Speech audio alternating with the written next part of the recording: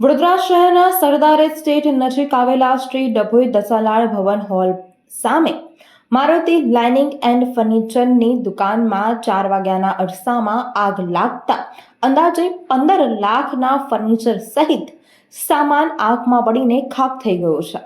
જો કે સદનસીબે આ આગ લાગવાની ઘટનામાં કોઈ જાનહાનિ કે ઈજા થવા પામી ન હતી। ઘટનાને પગલે એક તરફ રોડ પર ટ્રાફિક જામ થતા ફાયર બ્રિગેડની ગાડીઓ અટવાઈ હતી। જો કે બાપોદ પોલીસે સ્થળ પર પહોંચી ટ્રાફિક સુચારુ કરી ફાયર બ્રિગેડની ગાડીઓ માટે જગ્યા કરી આપી હતી। ફાયર બ્રિગેડની 3 ગાડીઓ દ્વારા ભારે જહેમત બાદ આગ ઉપર કાબુ મેળવી લેવામાં આવ્યો હતો। દુકાનના માલિક તથા પરિવારના સભ્યો થોડાક અંતરે લગ્નમાં હોય તરત જ ત્યાં આવી પહોંચ્યા હતા, જ્યાં નુકસાની જોઈને ચોધાર આંસુએ આક્રંદ કરી મૂક્યો હતો।